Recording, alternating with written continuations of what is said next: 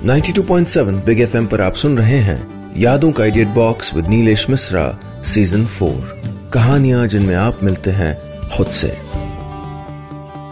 दोस्तों, मैं आपको सुनाने जा रहा हूं अपनी मंडली के सदस्य आजम कादरी की लिखी कहानी बबलू की साइकिल।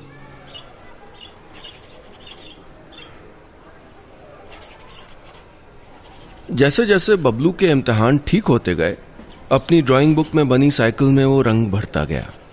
हिंदी वाले एग्जाम में पहिए, अंग्रेजी वाले में कैंची, सामाजिक विज्ञान वाले में सीट। अब सिर्फ साइकिल का हैंडल बिना रंग के रह गया था। इसमें रंग भरते ही बबलू का सपना सड़कों पे सरपट भागता फिरेगा। 5वीं क्लास में आते ही बबलू ने अपने पापा से साइकिल की जिद पकड़ ली थी। क्लास में सारे बच्चों के पास साइकिल है, पिंटू के तो मार्क्स भी मुझसे कम आए थे, फिर भी उसके पापा ने उसको साइकिल दिला दी। ऑफिस जाते हुए पापा ने जवाब दिया था, ठीक है, ज्यादा चिल्लाओ मत, इस बार अगर फर्स्ट डिवीजन से पास हुए तो पक्का साइकिल दिला दूंगा। बबलू के लिए अब तक सब कुछ सही जा रहा था, बस मैथ का आखिरी पेपर भारी अड़चन थी। बबलू की जान निकली जा रही थी। पेपर से पहले उसने 3 बार मन में सरस्वती वंदना जयति जय जय मां सरस्वती का पाठ किया और मां से दुआएं मांगी थी। उसने मम्मी से कई बार सुना था कि बच्चों की दुआएं जल्दी कबूल हो जाती हैं, लेकिन उस दिन सारी बातें गलत हो गई। पेपर देख के बबलू को पसीना आ गया था। कुछ लघु उत्तरीय प्रश्नों को छोड़ दिया जाए तो बाकी का सब कुछ उसने बस कॉपी भरने को लिख दिया था। यह जुमला भी उसने टीचरों से सुन रखा था कि कुछ भी हो जाए कॉपी खाली नहीं छोड़नी चाहिए। पेपर उम्मीद से खराब गया और बबलू को अपनी साइकिल पंचर होती दिखाई दे रही थी। उस दिन अगर पाइथागोरस या मैथ वाले मास्टर जी सामने आ जाते ना तो वो अपनी उंगली को टेढ़ा करके एक मुक्का तो धर ही देता। साल भर पढ़ाई के बाद आखिरकार आज आखिरी इम्तिहान खत्म हुआ और छुट्टियां शुरू हो गई। बबलू के सारे दोस्त कब से गर्मी की छुट्टियों का इंतजार कर रहे थे। किसी को नानी के घर जाने का इंतजार था, किसी को फैमिली के साथ हिल स्टेशन घूमने का, लेकिन बबलू को इस बार अपने रिजल्ट का इंतजार था। आने वाला रिजल्ट इस बार महज रिजल्ट नहीं था, बल्कि बबलू की खुशियों का खजाना था। लेकिन इस बार फर्स्ट डिवीजन तो दूर, मैथ के पेपर ने ऐसा तांडव किया था कि बबलू को पास होने के लाले पड़ गए थे। बुरे वक्त में आदमी कुछ भी करता है, तो बबलू ने भी किया। उसकी आने वाली साइकिल आने के पहले ही छिन जाने के डर ने उसके अंदर एक अभिनेता को जन्म दे दिया। अपने अंदर की उदासी को कैद करके घर जाके बबलू ने चिल्ला चिल्ला के सबको बताया, all questions done, all questions done. दरअसल बबलू चाहता था कि साइकिल रिजल्ट के पहले ही आ जाए, उसके बाद क्या होना है ये वो जानता था। 92.7 बिग एफएम पर आप सुन रहे हैं यादों का idiot box with Nilesh Mishra season 4। कहानियां जिनमें आप मिलते हैं खुद से। दोस्तों, मैं आपको सुना रहा हूं अपनी मंडली के सदस्य आजम कादरी की लिखी कहानी बबलू की साइकिल। इस कहानी में अब तक आपने सुना, बबलू के पापा ने उससे वादा किया था कि अगर वो 5वीं में फर्स्ट डिवीजन पास हुआ तो वो उसको साइकिल दिला देंगे। लेकिन बबलू का मैथ का पेपर इतना खराब गया कि उसकी साइकिल का सपना खटाई में पड़ गया था। अब आगे। एग्जाम को हुए पूरे 2 दिन बीत चुके थे। इन 2 दिनों में बबलू न जाने कितनी बार अपने मैथ के पेपर का हिसाब किताब कर चुका था। आज दोपहर को उसका मन नहीं माना तो उसने अपना मैथ का पर्चा निकाला और फिर से हिसाब किताब करने बैठ गया। 1-1 नंबर वाले 8 सवाल, 2-2 वाले 3 सवाल, बाकी सब धूल में लट्ठ। कुल मिला के 50 नंबर के पेपर में 14 नंबर उसके खाते में आते दिखाई दे रहे थे, जबकि पास होने के लिए उसको कम से कम 17 नंबर तो चाहिए थे। सामने पड़ी ड्राइंग बुक जिस पे उसने साइकिल बनाई थी उसको फिर से मुंह चढ़ाने लगी। बबलू अभी अपनी अधूरी साइकिल को देख ही रहा था कि मम्मी की आवाज आई, बबलू बेटा चलो खाना खा लो। आया मम्मी। जवाब देके बबलू खाने की टेबल पे जा पहुंचा। यह बात अलग थी कि उसकी 2 दिन से भूख एकदम गायब थी। कितनी बार समझाया है, खाना खाने के पहले अपने हाथ धो लिया करो। मम्मी ने डांटा तो बबलू चुपचाप उठ के हाथ धोने चला गया। उधर मम्मी अब घर में काम करने वाली कमला दीदी को डांट रही थी। कितनी बार कहा है ये पैकेट वाला दही मत लाया करो, जाने कितने दिनों का रखा गया हो। आज बजरिया वाले हलवाई की दुकान बंद थी, इसीलिए पैकेट वाला दही लाए बहन जी। अब खाली दही लेने के लिए मेन बाजार जाओ तो रिक्शा के 10 रुपए लगते हैं, पास होता तो पैदल चली जाती। नौकरानी ने अपनी बात रखी। इसी बात का सिरा जैसे बबलू को मिल गया। हाथ धोते हुए खट से बोला, साइकिल होती 5 मिनट में ला देता दही। मम्मी ने बबलू को देखा पर कोई जवाब नहीं दिया। खाना खाते खाते बबलू ने फिर बात छेड़ी। मम्मी, पता है वो जो टेढ़े हैंडल वाली साइकिल है ना, उसमें आगे एक झबरी भी लगी है। मैं खुद देख के आया था। सब्जी भी आराम से आ सकती है उसमें। फिर मैं ही रोज ताजा सब्जी ला दिया करूंगा आपके लिए। इस बार मम्मी ने थोड़ा गुस्से में जवाब दिया, बबलू पापा ने कहा है ना कि फर्स्ट डिवीजन आई तो दिला देंगे साइकिल, फिर फालतू की रट लगाने से क्या फायदा है। फिर वही रिजल्ट। बबलू के लाख कोशिश करने पे भी घर वालों की सुई उसके रिजल्ट पे अटकी हुई थी। नेता 92.7 बिग एफएम पर आप सुन रहे हैं यादों का idiot box with Nilesh Mishra season 4, कहानियां जिनमें आप मिलते हैं खुद से। दोस्तों, मैं आपको सुना रहा हूं अपनी मंडली के सदस्य आजम कादरी की लिखी कहानी बबलू की साइकिल। इस कहानी में अब तक आपने सुना बबलू का मैथ का पेपर खराब क्या हुआ, उसका साइकिल का सपना पूरा होता नहीं दिख रहा था, क्योंकि पापा ने कहा था कि अगर फर्स्ट डिवीजन आ जाएगी तो उसको साइकिल मिलेगी।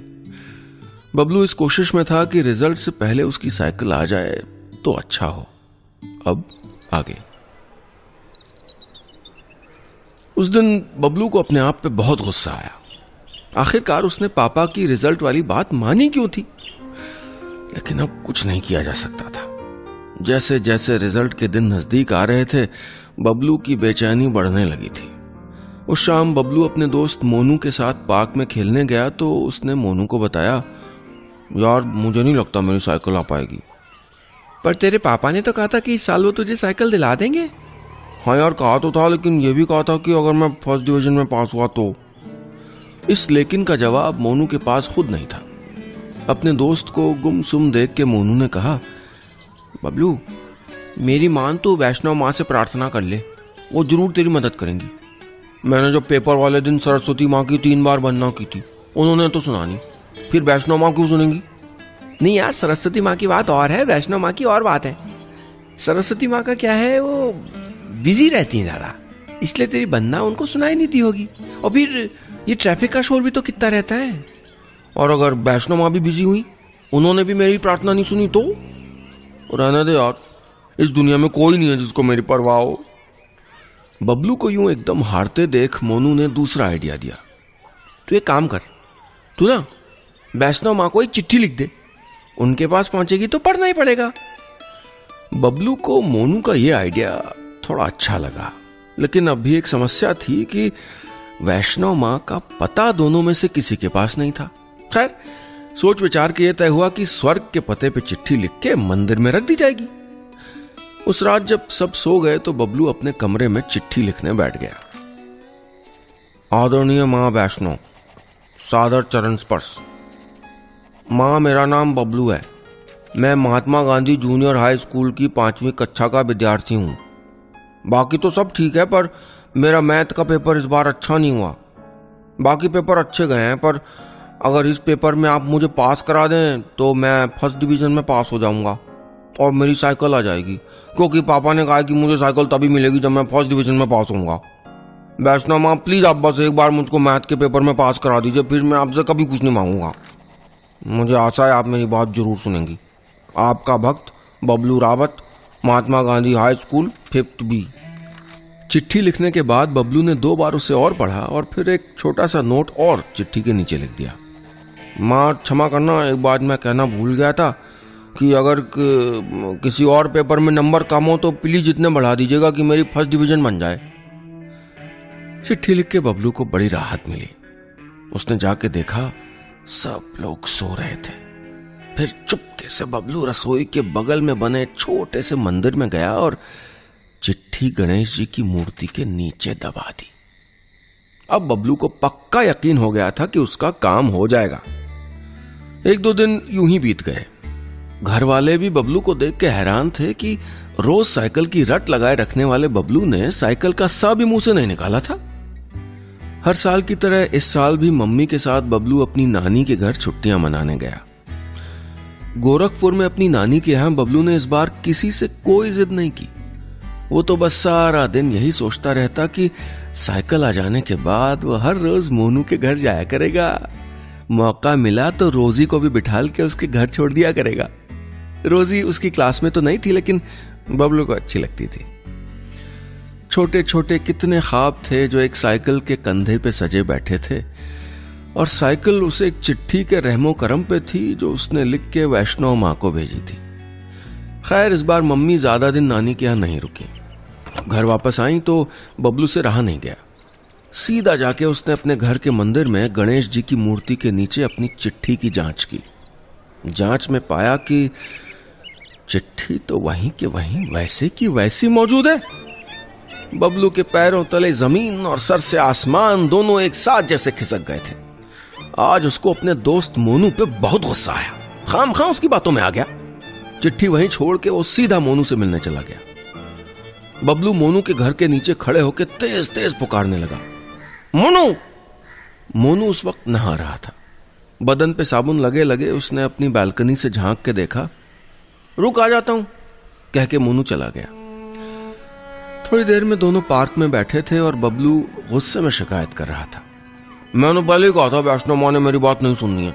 जो चिट्ठी उनके लिए लिखी थी वो वही मंदिर में ही पड़ी है अभी भी। नहीं तो बबलू को गुस्से में देख के मोनू को समझ नहीं आ रहा था कि वो क्या कहे, अपने दोस्त की समस्या कैसे दूर करे। 92.7 बिग एफएम पर आप सुन रहे हैं यादों का edit box with Nilesh Mishra season 4, कहानियां जिनमें आप मिलते हैं खुद से। दोस्तों, मैं आपको सुना रहा हूं अपनी मंडली के सदस्य आजम कादरी की लिखी कहानी बबलू की साइकिल। इस कहानी में अब तक आपने सुना, मैथ का पेपर खराब हो जाने से बबलू को साइकिल का न मिलना तय हो चुका था, क्योंकि उसके पापा ने कहा था कि साइकिल तब मिलेगी जब वो फर्स्ट डिवीजन में पास होगा। लेकिन एक आखिरी कोशिश के रूप में बबलू ने अपने दोस्त मोनू के कहने पे वैष्णो देवी मां को एक चिट्ठी लिखी थी जिसमें पास होने की गुहार थी। पर यह नुस्खा भी लगता है काम नहीं आया। अब आगे। कुछ देर खामोश रहने के बाद मोनू को एक आइडिया और सूझा। बबलू, मेरी बात मान, तो कुछ दिनों के लिए ना तू घर से भाग जा। क्या? ये बात सुन के बबलू के कान खड़े हो गए। हाँ, घर से एक बार भाग जाओ तो घर वाले सारी बात मानते हैं। वो जो कल्लू है ना, हमारे पड़ोसी का बेटा, अभी कुछ दिन पहले वो घर से भाग गया था। कुछ दिनों बाद जब वापस आया ना, उसके दादा ने उसको मोटरसाइकिल दिला दी। मैंने भी सोच लिया है, अगर इस बार पापा ने वीडियो गेम नहीं दिलवाया ना, मैं भी भाग जाऊंगा। बबलू को एक बार फिर मोनू की बात में दम लगा। मरता क्या न करता, बबलू ने ठान लिया कि वो अब घर से भाग जाएगा। लेकिन अकेले भागने में उसको डर लग रहा था, इसलिए उसने मोनू को भी पोटने की कोशिश की। मोनू, तो काम करते हैं, हम दोनों ना साथ में भागते हैं। तेरा वीडियो गेम आ जाएगा और मेरी साइकिल। खुद के भागने की बात पे मोनू थोड़ा हड़बड़ा गया। नहीं यार, मेरे पापा अच्छे हैं, वो ला देंगे मेरे लिए वीडियो गेम। ठीक है, मैं समझ गया। तू मेरा दोस्त नहीं है ना। मुझे पता होता ना कि तू मेरा साथ नहीं देगा तो मैं 2 बार तेरा होमवर्क कभी ना करता, कह के बबलू जाने लगा। यूं बबलू को जाते देख मोनू को दोस्ती टूटती नजर आई। बबलू सुन, अच्छा मैं चलूंगा तेरे साथ, लेकिन बस एक ही दिन के लिए जाएंगे। हाँ, ये सुन के बबलू के चेहरे पे मुस्कान उभर आई। बस फिर क्या था, उस दिन से दोनों ने घर से भाग जाने की तैयारियां शुरू कर दी। दोनों रोज मिलते और घर से भागने का प्लान बनाया करते। आखिरकार तय हुआ कि रिजल्ट आने के ठीक 2 दिन पहले दोनों लोग भाग जाएंगे। धीरे धीरे दिन गुजरे और वो दिन भी आ गया जब दोनों को घर से भागना था। फोन पे मोनू ने बबलू को याद दिलाया, सुन, मैंने अपने कपड़े स्कूल बैग में रख लिए, तू भी रख लेना और गुल्लक से सारे पैसे निकाल लेना। ठीक है, कह के बबलू ने फोन रख दिया। गुल्लक से निकली 80 रुपए की रेजगारी उसने पैंट की जेब में भरी और स्कूल बैग में कपड़े टांग के उस वक्त घर से निकल गया जब दोपहर में सब लोग सो रहे थे। 92.7 बिग एफएम पर आप सुन रहे हैं यादों का idiot box with Nilesh Mishra season 4, कहानियां जिनमें आप मिलते हैं खुद से। दोस्तों, मैं आपको सुना रहा हूं अपनी मंडली के सदस्य आजम कादरी की लिखी कहानी बबलू की साइकिल। इस कहानी में अब तक आपने सुना, बबलू के पापा ने उससे कहा था कि अगर वो फर्स्ट डिवीजन में पास हुआ तो उसको वो साइकिल ला देंगे, लेकिन मैथ का पेपर बहुत खराब होने की वजह से बबलू का सपना टूटता सा लग रहा था। इसके लिए उसने वैष्णो देवी मां को चिट्ठी भी लिखी थी, लेकिन बात बनी नहीं। आखिर में अपने दोस्त सोनू के साथ अपनी बात मनवाने के लिए उसने घर से भागने का प्लान बना लिया। अब आगे। मोनू और बबलू पार्क में बैठे सोच रहे थे कि अब भागा कहां जाए। एक काम करते हैं, मुंबई चलते हैं, मोनू ने कहा तो बबलू बोला, मुंबई क्यों? अरे फिल्मों में नहीं देखा, जो भी भागता है मुंबई जाता है।